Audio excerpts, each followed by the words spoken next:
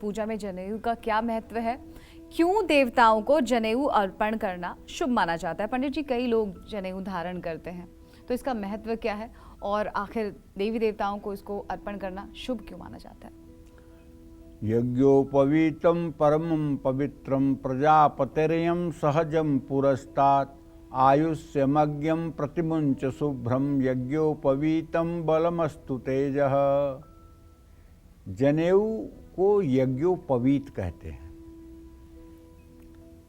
और हमारे सनातन धर्म में जनेऊ का विधान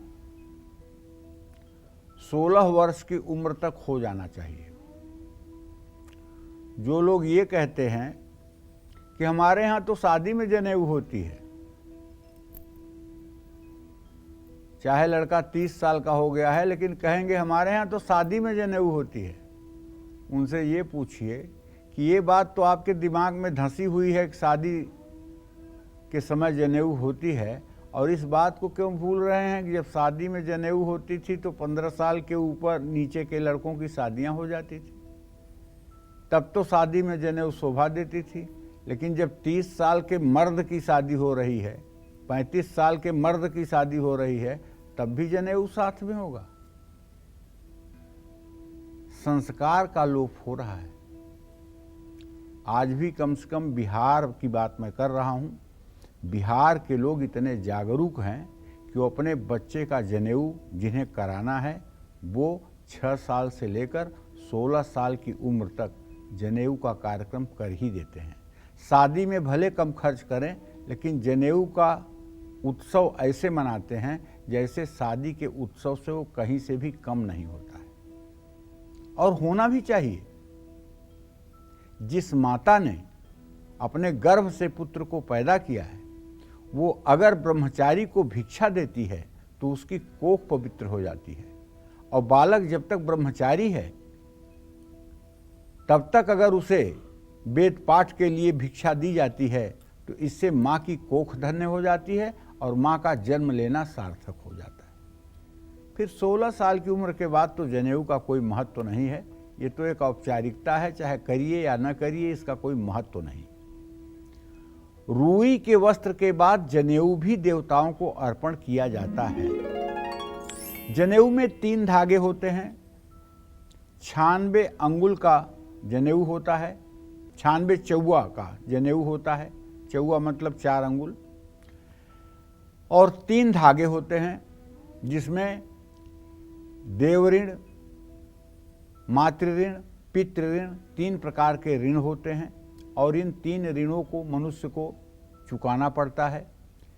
जनेऊ धागों से बनाया जाता है, और जनेऊ को जहाँ बना करके बांधा जाता है वहाँ ब्रह्मगांठ लगाई जाती है।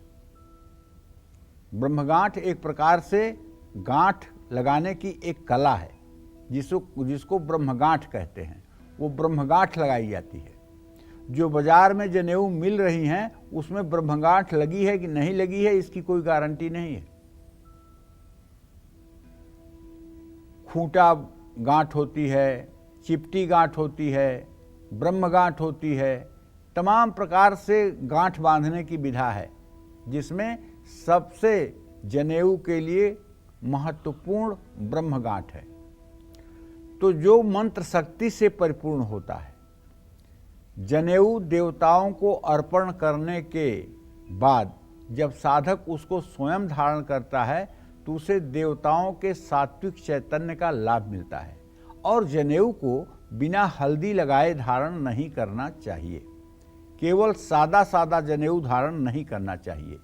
जनेऊ में थोड़ी सी हल्दी लगा करके तभी भगवान गणेश को जनेऊ धारण करवाना चाहिए, तभी श्री हरि विष्णु को जनेऊ धारण करवाना चाहिए। देवियों को जनेऊ धारण नहीं करवाना चाहिए, केवल देवताओं को ही जनेऊ धारण करवाना चाहिए। हनुमान जी को जनेऊ धारण करवाना चाहिए। कांधे मूंज जनेऊ छाजय, आप भी तो पढ़ते होंगे हनुमान चालीसा में, कांधे मूंज जनेऊ छाजय। तो उनको कांधे पर मूंज की जनेऊ, अब उस समय मूंज की जनेऊ थी, आज मतलब कि सूत की जनेऊ उपलब्ध है तो इसको आप पहना दीजिए। तो कहने का आशय ये है कि जनेऊ जो है स्नान के बाद एक बहुत ही अनिवार्य अंग है जिसे धारण किया जाए। वो देवताओं के लिए भी मनुष्यों के लिए भी आवश्यक है। जय मां विंध्यवासिनी।